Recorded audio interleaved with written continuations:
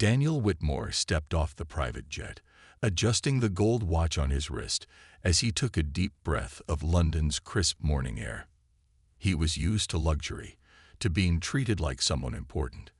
A successful businessman from America, he had spent years building his fortune, and now he felt like the world belonged to him. His wife, Karen Whitmore, stood beside him, fixing her designer sunglasses as she looked around with mild interest. "I don't see what the big deal is," she sighed. "London looks just like any other old city." Daniel smirked. "Just wait. The palace should be interesting." Their chauffeur, dressed in a neat black suit, opened the car door for them. Without a word of thanks, Daniel and Karen slid into the luxury vehicle. As the car moved through the city, Daniel scrolled through his phone, watching his social media followers comment on his latest post. He loved the attention, the feeling of being admired. Soon, they arrived at Buckingham Palace, the grand gates standing tall, the golden details shining under the sun. A crowd had gathered, tourists holding up their phones, taking pictures, whispering excitedly. And there they were, the famous royal guards, dressed in their red uniforms and tall black hats, standing as still as statues. Daniel chuckled. "Look at them, Karen. They don't even move." Karen snapped a selfie with one of the guards in the background. "They look funny," she said, "like dolls." Daniel, always looking for ways to impress his online followers, grinned.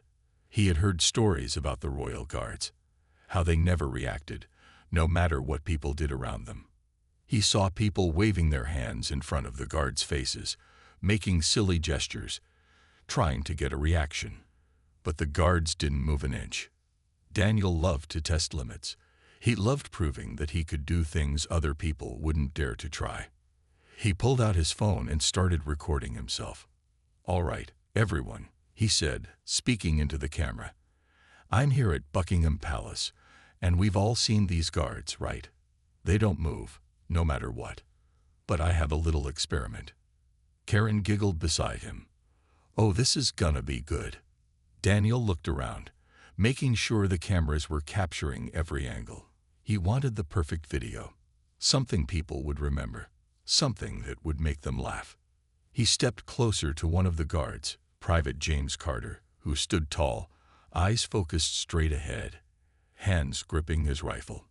He was trained to remain still, no matter what happened around him. Daniel smirked. "Let's see if they're really as tough as they say." Karen watched, laughing, as Daniel got ready to pull off his stunt. Tourists nearby turned their heads, sensing that something unusual was about to happen. Some even lifted their phones, ready to record. Daniel had no idea that in just a few moments, his entire life was about to change. Daniel reached into the small bag he had brought with him, his fingers closing around something cold and smooth. A mischievous smile spread across his face as he pulled out a small can of bright red paint.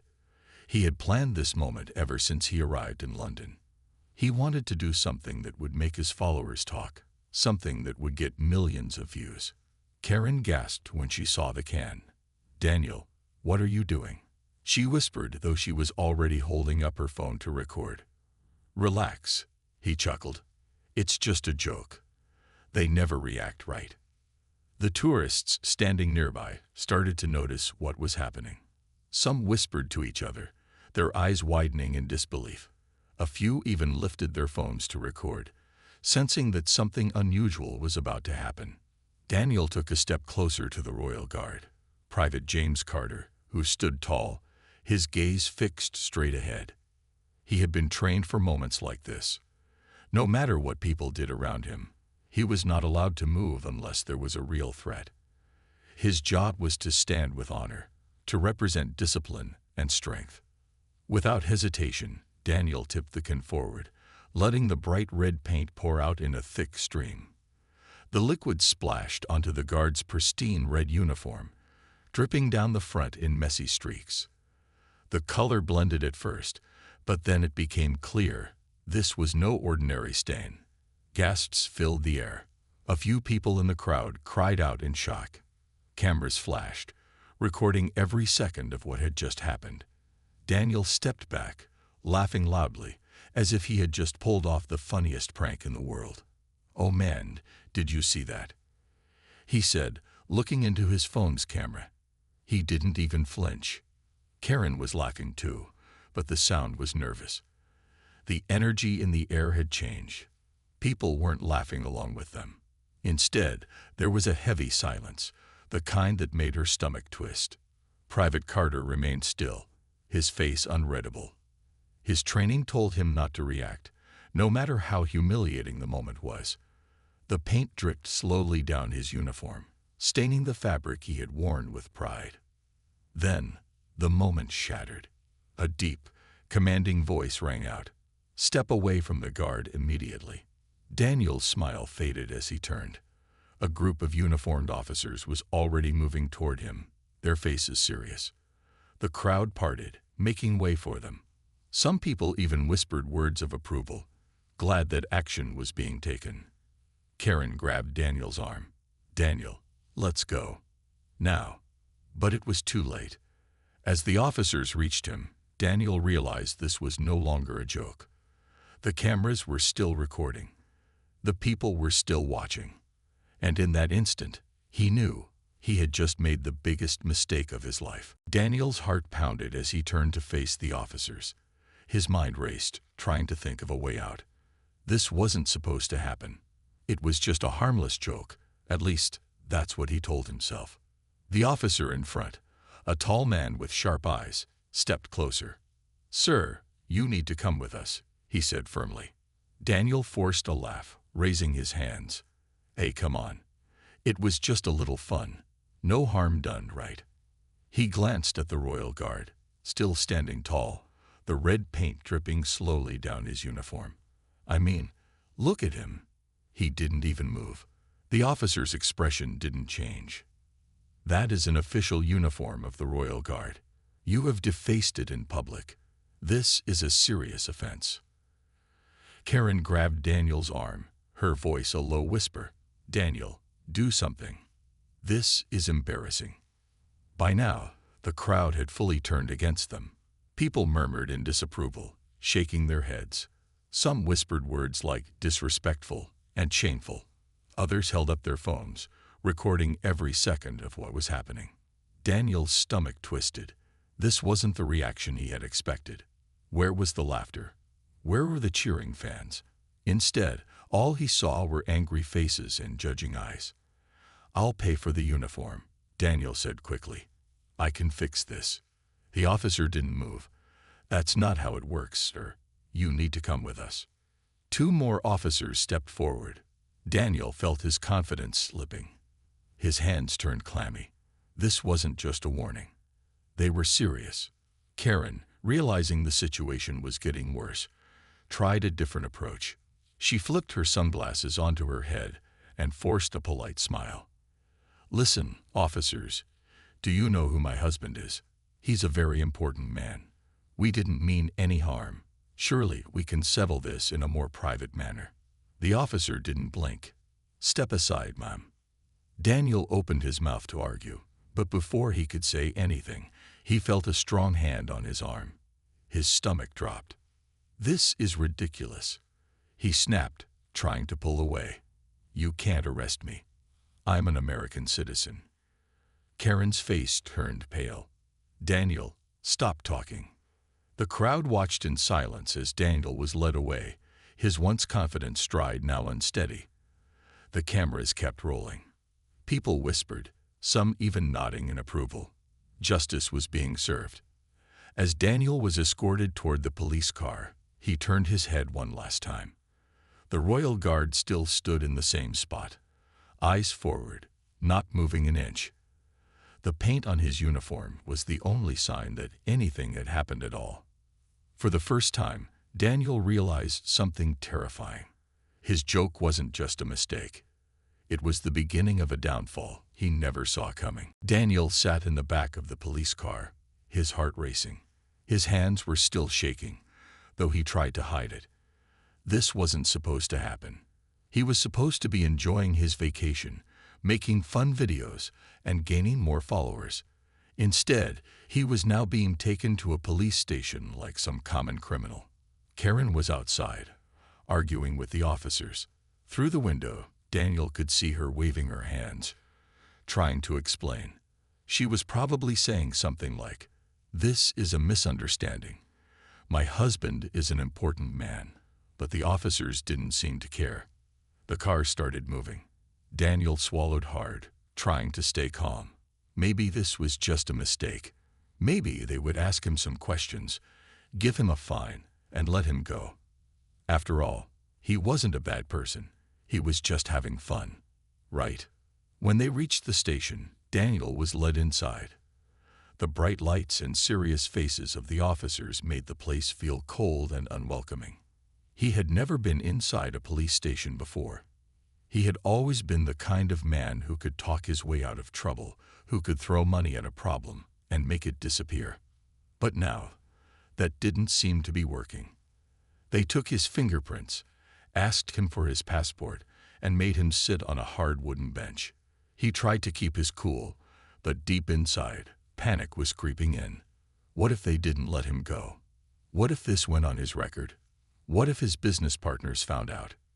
Karen arrived not long after, looking flustered. She rushed over to him, whispering, "Daniel, they're saying this is a serious offense. They might press charges." Daniel scoffed. "Press charges? For what? A little paint. This is ridiculous." Karen shook her head. "People are talking about this everywhere. The news is picking it up.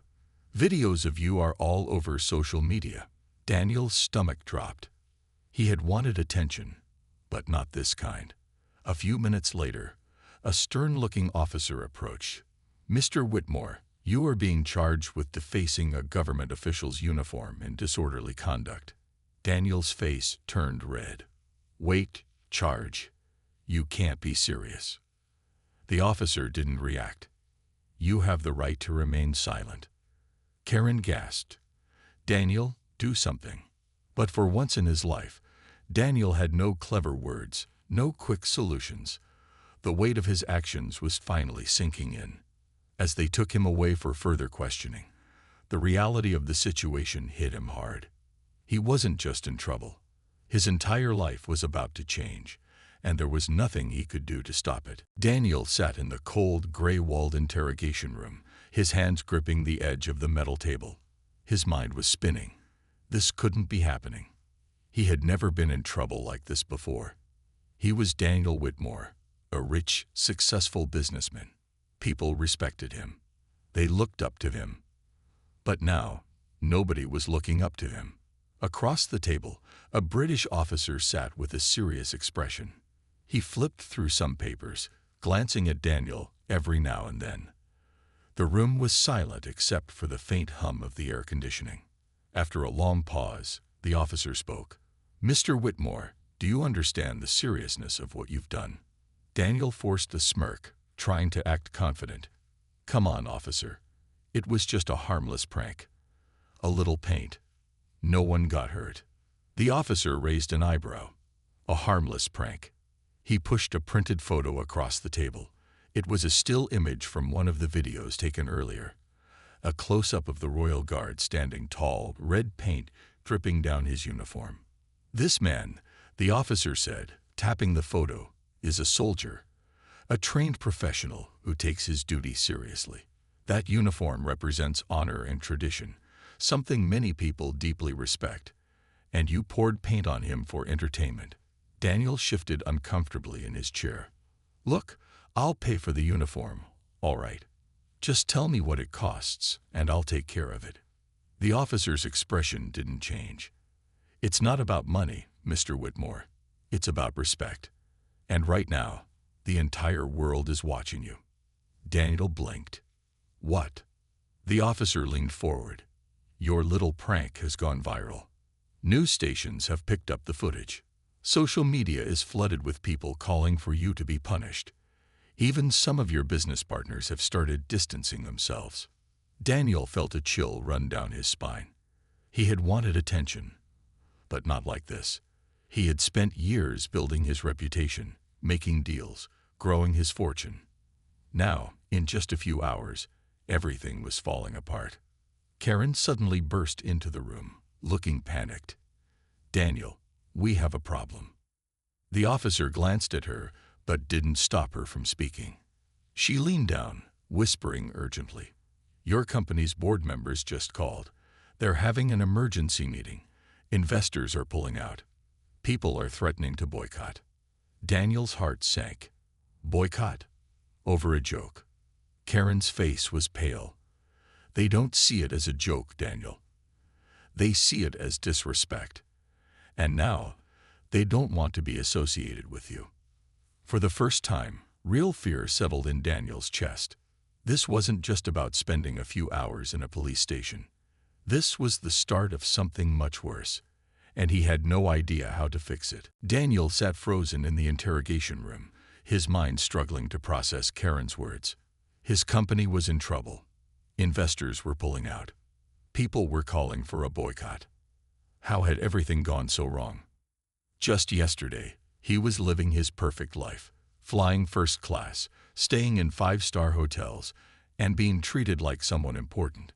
Now he was sitting in a police station, his entire future crumbling before his eyes. The officer, still seated across from him, sighed and closed the file. "Mr. Whitmore, let me be clear. This is not just a simple matter of paying a fine and walking away. The British authorities take this kind of behavior seriously." Daniel clenched his jaw. "So, what happens now?" The officer leaned back. "You are facing criminal charges. You will have to go through the legal process. If found guilty, you could face a heavy fine or even jail time." Jail time. Daniel felt his stomach drop. He had never even imagined himself in such a situation. People like him didn't go to jail. They had lawyers. They had influence. Karen sat beside him, her arms crossed, looking frustrated. "This is ridiculous. My husband is a respected businessman. Do you know how many people work for him? How many companies rely on him? He's not a criminal." The officer remained calm. "No one is above the law, Mom." Daniel exhaled sharply. "There has to be a way to fix this. What if I make a public apology? I'll explain it was just a misunderstanding." The officer gave him a long look. "That might help public opinion, but the damage has already been done. People saw what you did. They saw you laughing about it. Words won't erase that." Daniel swallowed hard. He had spent years crafting his public image. He had always been the confident, untouchable businessman who could get away with anything.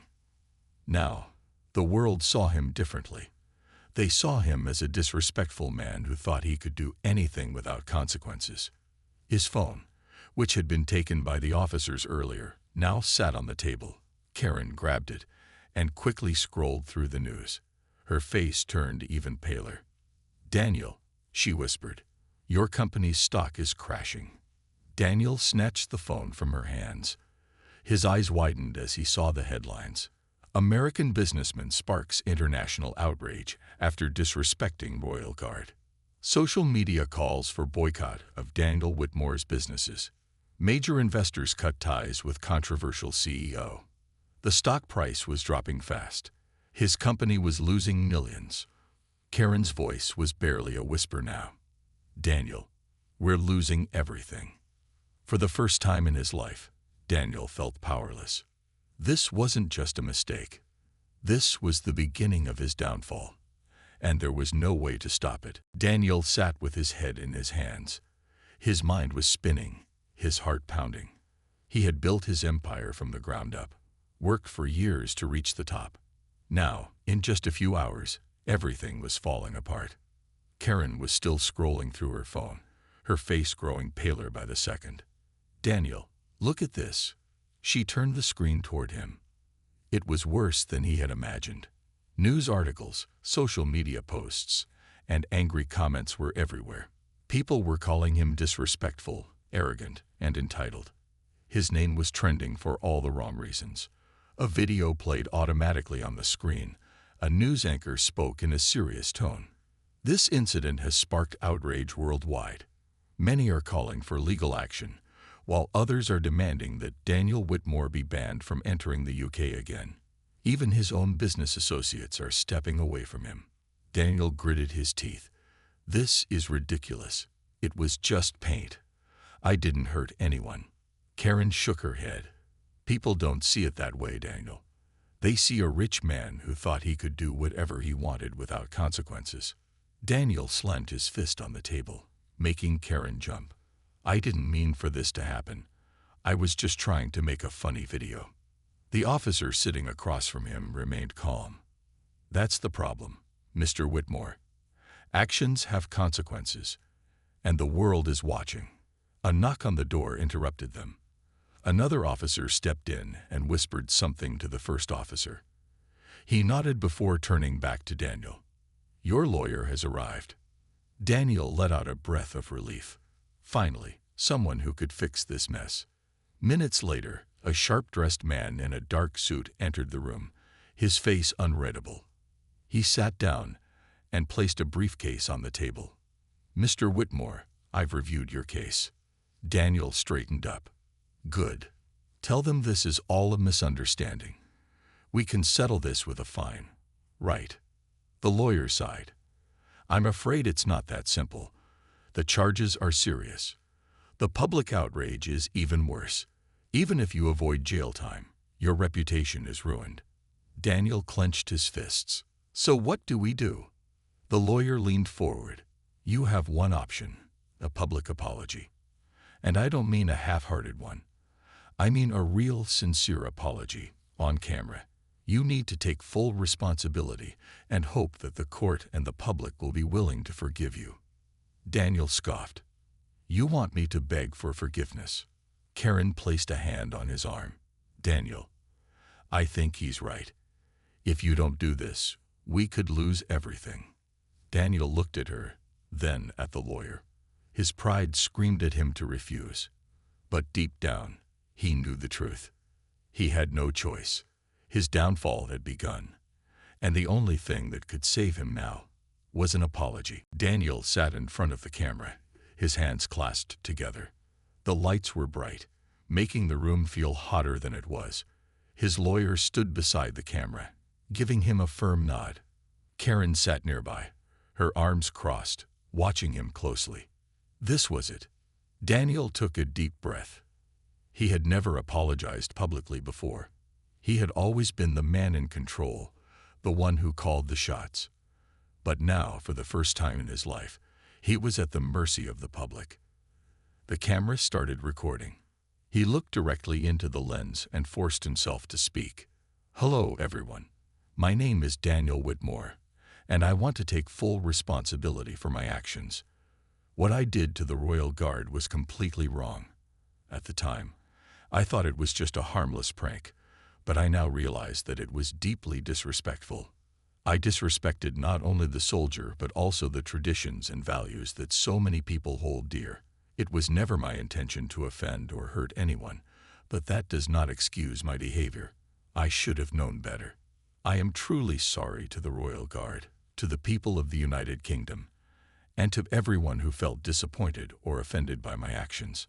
I have learned a hard lesson, and I promise to do better. I will be making a donation to organizations that support veterans and military personnel as a step toward making things right. I hope that, in time, I can regain your trust. But for now, I will take a step back and reflect on my mistakes. Daniel exhaled slowly. The video ended. His lawyer stopped the recording and nodded. That was good. Now, we post it and hope for the best. Karen looked at Daniel, her eyes filled with worry. Do you think this will work? Daniel didn't know. He had never been in a situation where money and power couldn't fix the problem. Now he had to rely on people's forgiveness, something he had never cared about before. Hours later, the apology video was everywhere. News outlets picked it up, social media exploded with discussions, and millions of people watched. Some accepted his apology, saying that at least he had admitted his mistake. Others weren't convinced, calling it too little, too late. Despite the mixed reactions, one thing was clear. Daniel Whitmore was no longer the powerful businessman everyone once admired. His company's stock had dropped significantly. Several major investors had already pulled out. Some business partners refused to work with him anymore. Days later, the final blow came. The board of directors of his own company held an emergency meeting. Karen walked into the room, holding her phone with a grim expression. "Daniel, they're removing you as CEO." Daniel sat still, staring into space. He had lost everything. His business, his reputation, his power, all because of one moment of arrogance.